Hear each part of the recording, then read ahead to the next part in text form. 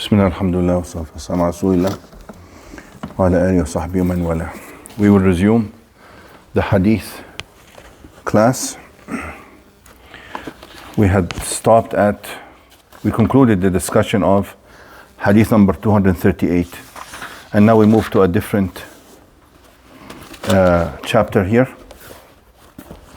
باب بيان الوسوسة في الإيمان وما يقوله من وجدها.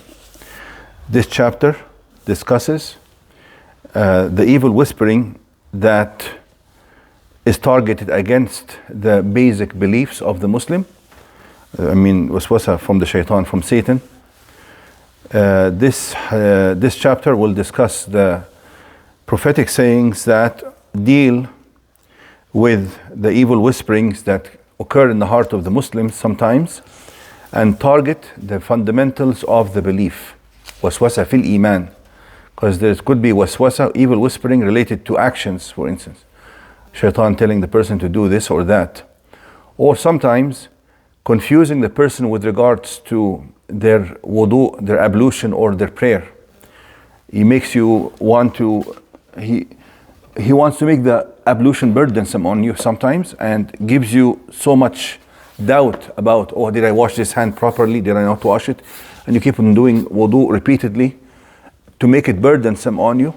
So as if something is difficult, then you don't do it easily. It becomes a burden, and the whole religion becomes a burden. Even the salah, some people repeatedly forget, or he makes them feel that they forgot, but they didn't really forget, and so on. This is a different kind of whispering.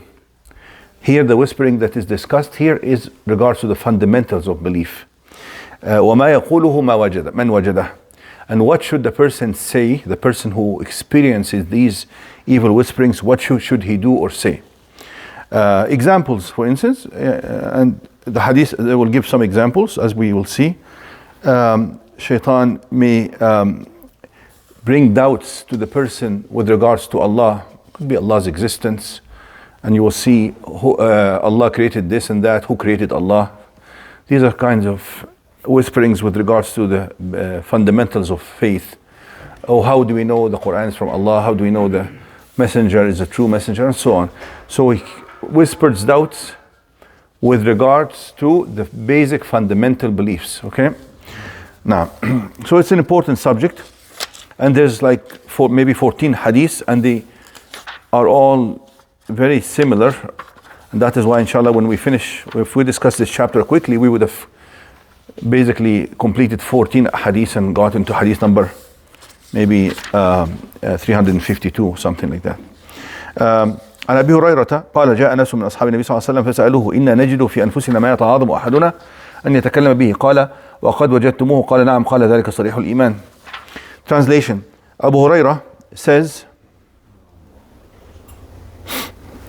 that some of the companions of the Prophet came to him and said to him, we sometimes experience certain thoughts that are so awful that we would not dare to speak about them or utter them. The messenger said to them, did you find that? أَوَقَدْ وَجَدْتُمُوهُ. They said yes. He says this is the pure faith. This is the pure faith. We will discuss that. I just want to go over the hadith.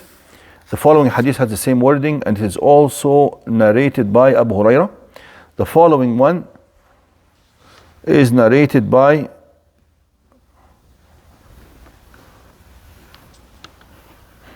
Abdullah. I'm not sure if it's Abdullah ibn Abbas or Abdullah ibn Mas'ud. Same wording. The following one by Abu Hurairah قال رسول الله صلى الله عليه وسلم لا يزال الناس يتساءلون حتى يقال هذا خلق الله الخلق فمن خلق الله فمن وجد من ذلك شيئا فليقل آمنت بالله. This is a different wording. Abu Hurairah narrates that the Messenger صلى الله عليه وسلم, peace be upon him, said that people will continue to question. لا يزال الناس يتساءلون until they would say or question themselves. They say, this is Allah who created the creation. So who created Allah? The Messenger صلى الله عليه وسلم said, whoever reaches this question or this level of questioning, he should say, I believe in Allah. He should say, I believe in Allah. Now, we'll go back to this one as well, because this is a kind of questioning that is basically nonsense. Because the creation, if anything is of the creation, is something that was non-existent and came into existence, then you can ask who created it. But when we speak about Allah, we're not talking about the creation, we're talking about the creator. He is al-awwal. He is the one who began the creation. The laws of creation do not apply to Allah. So it's a total different category. You cannot apply this question to Allah. This is like an oxymoron, where the question is self-contradictory, and it defeats itself. The whole question defeats itself.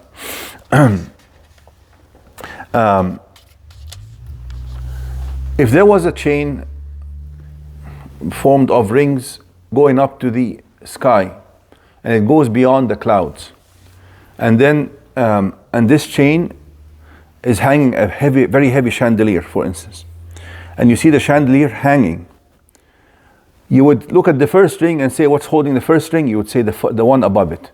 What's holding the ring above it? The one above it, and so on. Even though you don't see beyond the clouds what's holding the whole chain, you cannot assume it's another ring, because rings do not hold, right? It needs something above it to hold it.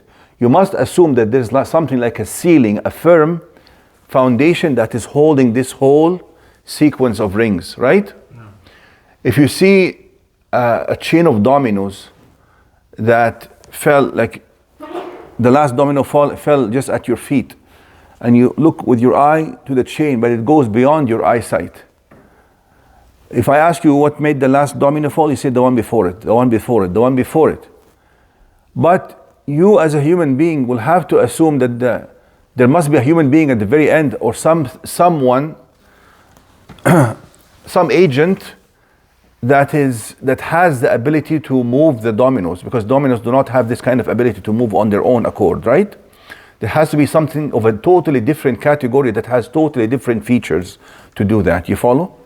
So that is why when it comes to a question that's like an infinite regress, because if you answer that question, who created Allah or who created the creator, you would say another creator. So who created the other creator? Another creator, another creator.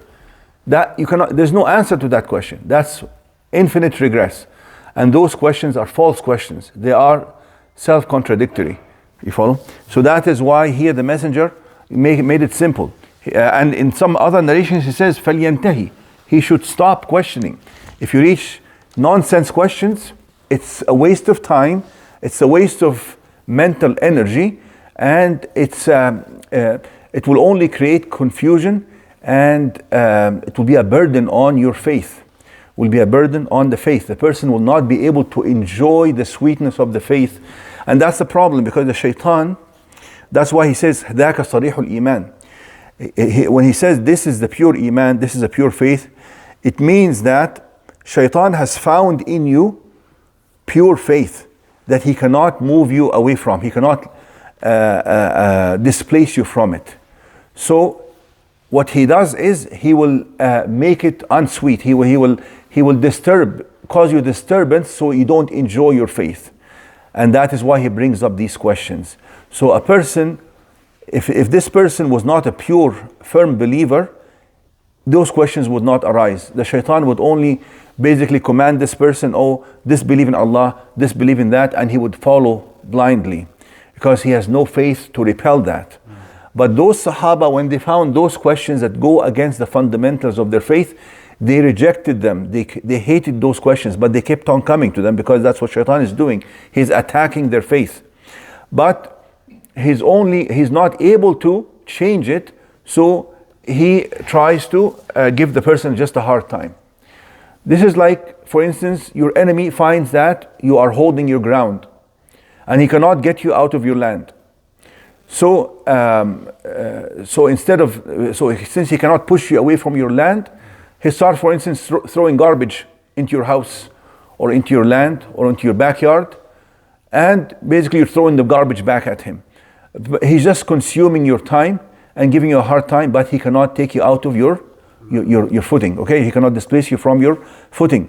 So when the messenger said ذاك صريح الإيمان, this is pure faith, he's referring to the fact that shaitan is not able to change it.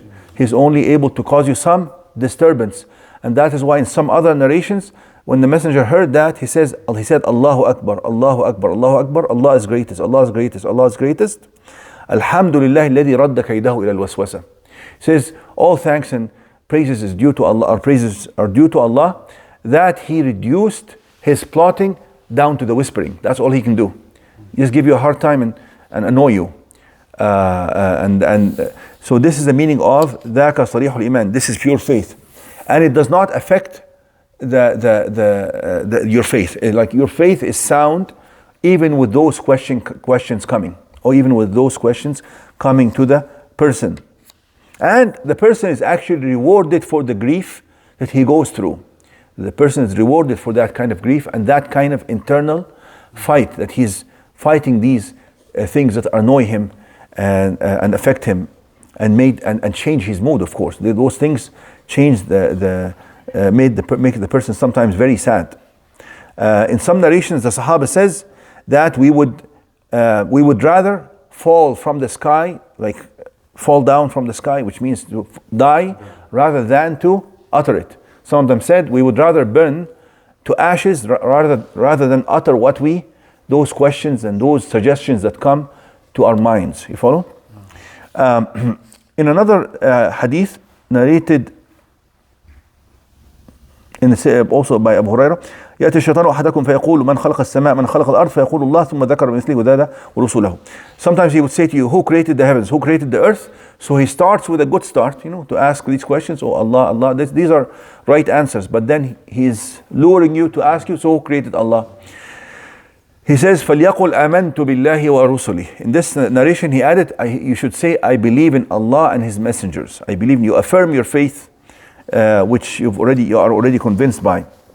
In some other narration he says, فَإِذَا بَلَغَ ذَلِكَ فَلْيَسْتَعِذْ بِاللَّهِ وَلْيَنْتَهِ, which means that he should stop and not go on with these nonsense and illogical questions, especially the one that says, who created Allah, as we mentioned.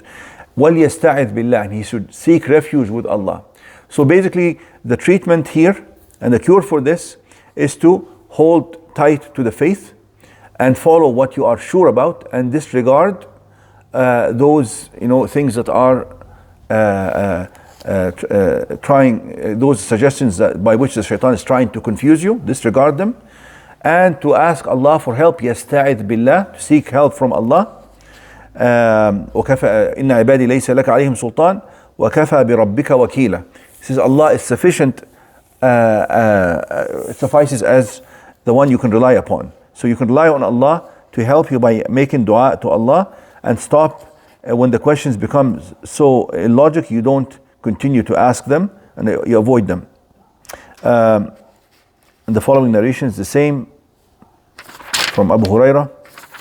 The following one, yes, in one other narration,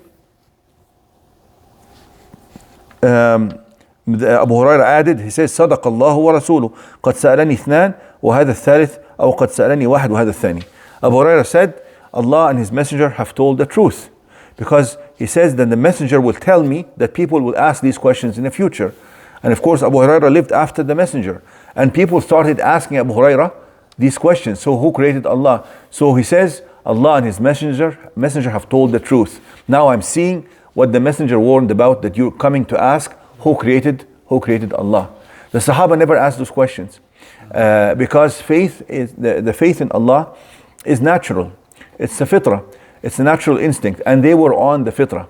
But then maybe future generations, when they are exposed to other cultures and other faiths, and to other false ideas of disbelief, those questions start coming. Now those questions are very prevalent because there's internet. All forms of false beliefs are thrown at you when you go on YouTube or any other social media. Now, following hadith about the same.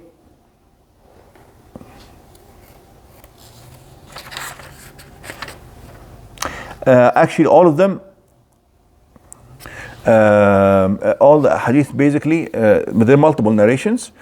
Even if the wording is different by one word or two words, he would mention them here.